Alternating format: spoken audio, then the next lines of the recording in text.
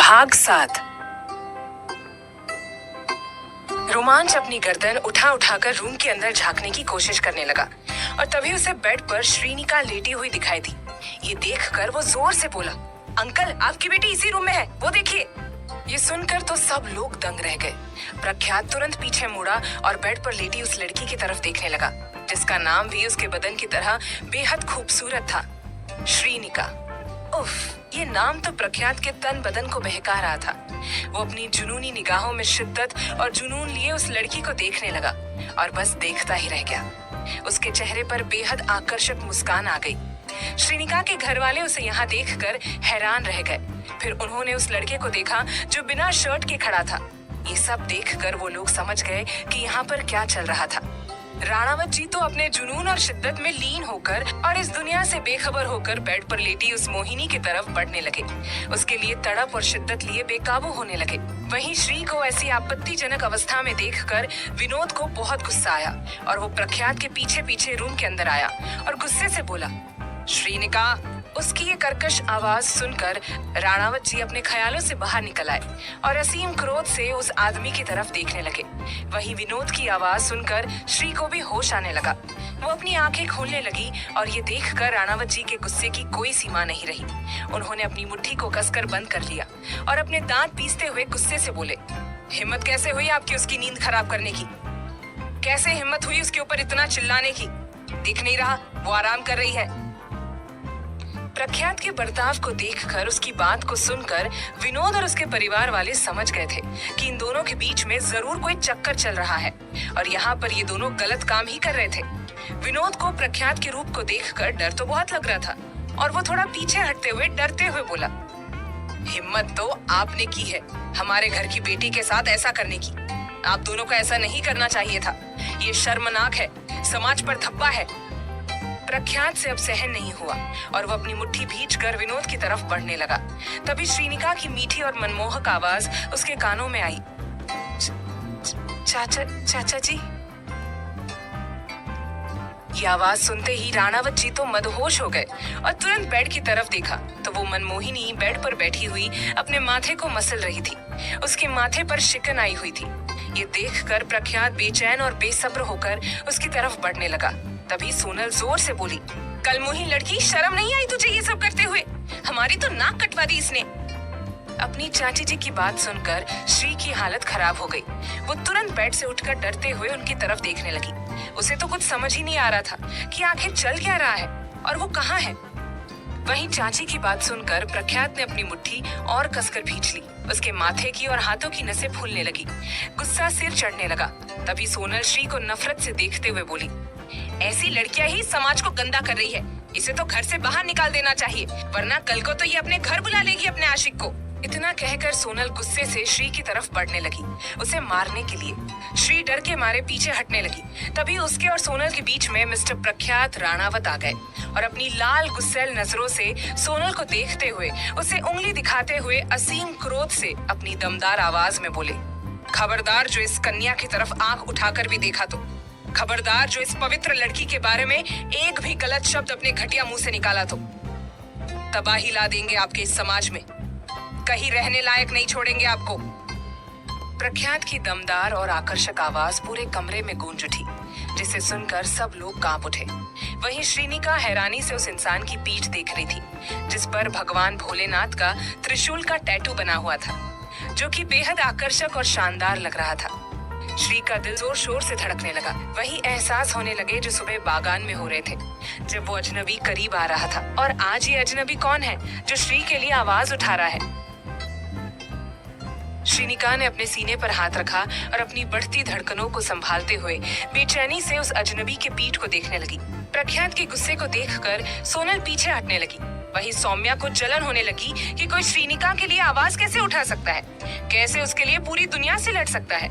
वो श्रीनिका की जिंदगी में खुशियां नहीं देख सकती थी, इसलिए थोड़ा डरते हुए बोली, देखिए मिस्टर, ये हमारा पर्सनल मैटर है। आपने जो किया उसका अब हम क्या ही कर सकते हैं, लेकिन अब हम अपनी घर की लड़की के साथ कुछ भी करें उससे आपको कोई फर्क नहीं पड़ना चाहिए। सौम्या की बात सुनकर प्रख्यात जोर से बोला, फर्क पड़ना चाहिए और सिर्फ हमें ही पड़ना चाहिए और इस लड़की से तुम सब दूर रहोगे। विनोद, अगर हम इस लड़की से दूर रहेंगे तो कौन इसके पास आएगा, कौन से अपनाएगा? इसने तो मुंह काला कर दिया है आपके साथ, अपना सब कुछ खो दिया है आपके साथ। हम छोटे शहर के आम लोग हैं, आपकी तरह बड़े शहर और बड़े राज वाले नहीं। समाज में जब ये बात फैलेगी तो कौन थामेगा इसका हाथ? ये सुनकर श्रीनिका के होश उड़ गए और वो आसपास देखने लगी तो अब जाकर उसे एहसास हुआ कि वो तो किसी के बेडरूम में है। उसका दुपट्टा भी उसके तन से अलग है, बाल बिखरे हुए हैं। वो बेड पर लेटी हुई थी और यहाँ पर एक आदमी भी मौजूद है जिसने शर्ट नहीं पहनी है। ये सब देखकर तो श्रीनिका के पसीने छूटने लगे। उसकी हालत खराब होने लगी कि कहीं उसके साथ कुछ गलत तो नहीं हो गया। और ये अजनबी आखिर में है कौन जो उसके लिए इतना बोल रहा है? लेकिन उसकी शक्ल दिख नहीं रही थी। श्री की आंखों से आंसू बहने लगे और वो कोने में सिमट कर खड़ी हो गई।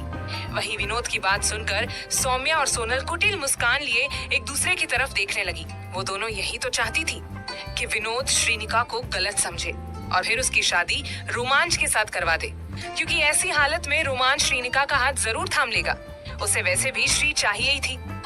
अब बस जल्दी से रोमांच के बोलने की ही देर थी कि वो श्री से शादी करने के लिए तैयार है। लेकिन उससे पहले सौम्या को मिस्टर प्रख्यात को यहाँ से दूर करना होगा, क्योंकि वो इंसान कुछ ज्यादा ही श्री का पक्ष ले रहा है और उन्हें कुछ करने भी नहीं दे रहा है। एक तो वैसे भी सौम्या का प्लान खराब हो गया था।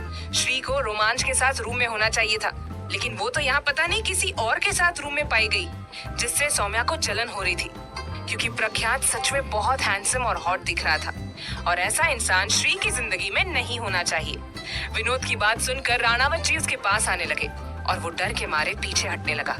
ये नजारा देखकर सब लोग डर रहे थे, लेकिन श्री कांप रही थी। उसके साथ हुआ क्या है? कहीं उससे कोई पाप तो नहीं हो गया? प्रख्यात अपनी काली, गहरी और डरावनी निगाहों से विनोद को घूरते हुए अपनी दमदार आवाज में बोला, हम आएंगे इस लड़की के पास, लेकिन तुम सबको नहीं आने देंगे। तुम सब लोग परिवार के नाम पर कलंक हो। तुम्हें अपनी बच्ची की नहीं बल्कि अपनी इज्जत की चिंता है। एक बार जान तो लो कि कुछ हुआ भी है या नहीं। मुंह उठाया और अपना फालतू का ज्ञान झाड़ने लग गए, और जो मुंह में आ रहा है वो बोले जा रहे हो। यही संस्कार है आप सबके, यही तहजीब है कि एक लड़की से इस तरह पेश आते हो तुम सब, जबकि उसकी कोई गलती नहीं है। She is totally innocent. प्रख्यात की इस बात ने श्री को अंदर तक हिला दिया था। आज तक इस दुनिया में ऐसा कोई था ही नहीं जिसने इस तरह श्री का साथ दिया हो। और जैसा कि वो कह रहा है कि उन दोनों के बीच कुछ भी गलत नहीं हुआ है। श्री अपनी खूबसूरत निगाहों में आंसू लिए उस अजनबी की पीठ को देखे जा रही थी, जो त्रिशूल की वजह से शोभा पा रही थी। प्रख्यात की बात सुनकर और उसके इरादे समझकर सौम्या घबराने लगी। उसे डर लगने लगा कि कहीं ये इंसान श्रीनिका की जिंदगी में ना आ जाए और उसकी जिंदगी में खुशियां ना आ जाए।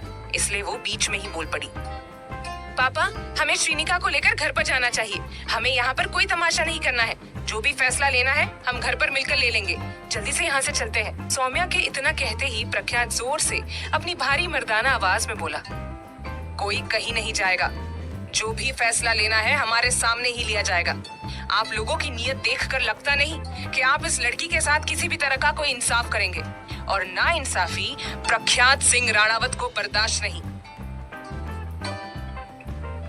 अब जाकर श्री ने उस अजनबी का नाम उसके ही मुंह से सुना और उसका दिल धक धक करने लगा।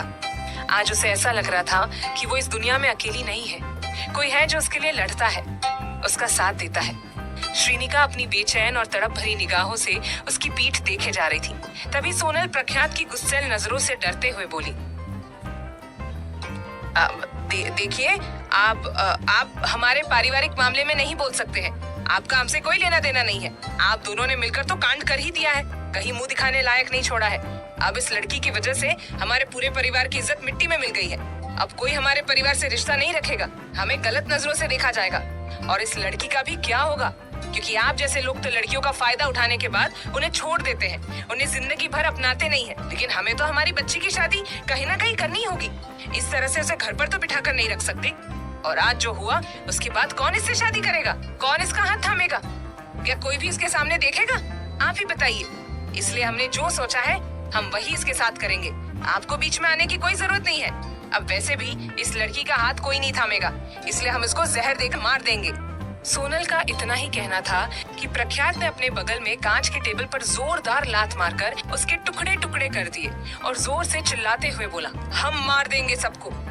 अगर कोई इस लड़की के आसपास भी आया तो। राणावत जी के भयानक और उग्र रूप को देखकर सब लोग डर गए और डर के मारे हद से ज्यादा पीछे हटने लगे। श्रीनिका की तो हालत खराब होने लगी। वो कोने में सिकुड़ने लगी, खुद में सिमटने लगी, उसकी सांसें तेज होने लगी।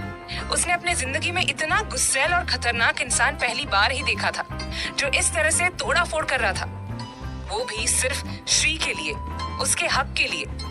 एक अजनबी होकर भी वो इतना कुछ क्यों कर रहा है? क्या लेना देना है उसका श्रीनिका के साथ? श्रीनिका के परिवार वालों की तो बैंड बज रही थी, उनके तो पसीने छूट रहे थे, उन्हें डर भी लग रहा था, लेकिन उन्हें अपना काम भी करना था।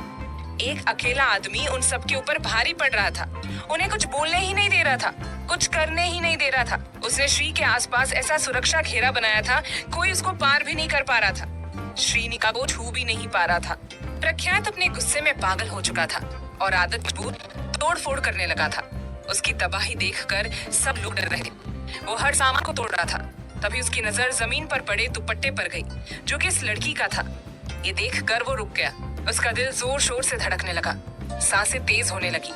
उसने उस दुपट्टे को अपने हाथ में लिया तो उसके सामने वो नजारा घूमने लगा जब श्रीनिका उसकी बाहों में थी और धक्का मुक्की कर रही थी, जिद कर रही थी उससे दूर जाने की। और इसी बीच उसका दुपट्टा उतरकर नीचे गिर गया था। उसके लंबे बाल खुलकर बिखर गए थे, जिनकी महक से प्रख्यात तो दीवाना ही हो गया था। ये सब याद आते ही प्रख्यात की गुस्सैल और लाल निगाहों में जुनून सवार होने लगा। उसने उस दुपट्टे को सच्ची शिद्दत से देखा और फिर तुरंत श्रीनिका की तरफ मुड़ गया। ये देखकर वो डर गई और उस इंसान के चेहरे को पहली बार देखकर ही खामोश हो गई। कितना हैंडसम, कितना आकर्षक और कितना डैशिंग है वो। उसके चेहरे पर एक चमक है, एक नूर है और आंखों में सच्चाई, जुनून झलक कर बाहर आ रहा था।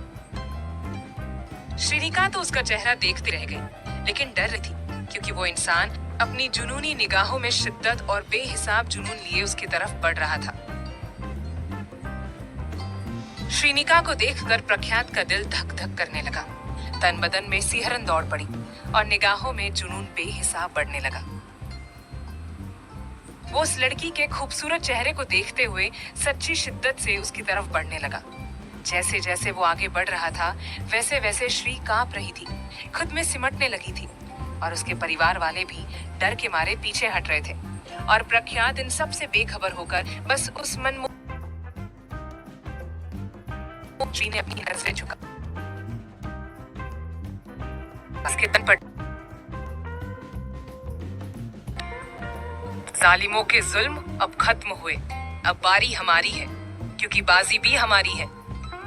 कहते हुए राणावत जी एक टक शिद्दत और तलब से श्रीनिका के डरे हुए मगर बेहद खूबसूरत चेहरे को देख रहे थे। वही उसकी बात से सबके होश उड़े हुए थे। प्रख्यात और श्रीनिका एक दूसरे के बेहद करीब खड़े थे। श्री दीवार के कोने में सिकुड़ कर खड़ी थी, वही प्रख्यात उसके बेहद करीब खड़ा था। उसके तन पर उसका दुपट्टा लगा रहा था, उसके तन बदन पर भी रोंगे खड़े हो रहे थे इस लड़की की करीबी से। दोनों का दिल धक धक कर रहा था। आसपास का माहौल बेहद आकर्षक और हसीन बनता जा रहा था। श्रीनिका के तन पर दुपट्टा ढकने के बाद प्रख्यात उसकी झुकी हुई पलकों को देखने लगा। तभी खिड़की से ठंडी हवा आने लगी, जिससे श्रीनिका के खूबसूरत भूरे बाल उड़ने लगे और उसकी पलकों पर आकर उस नाजुक को परेशान करने लगे। ये देखकर प्रख्यात बेचैन होने लगा और अपना हाथ उसके चेहरे की तरफ बढ़ा दिया।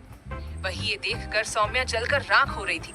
सोनल को गुस्सा आ रहा था, रोमांच भी जल रहा था, लेकिन विनोद को गुस्सा आ रहा था, लेकिन डर भी लग रहा था इतने खतरनाक इंसान से। अब आखिर प्रख्यात राणावत क्या करेंगे आगे? राणावत जी क्या अपने जुनून में तबाही लाने वाले हैं? जानने के लिए सुनिए अगला भाग।